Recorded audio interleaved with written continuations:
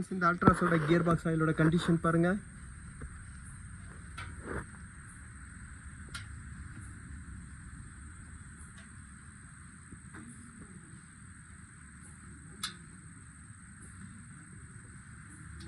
எவ்வளோ metal part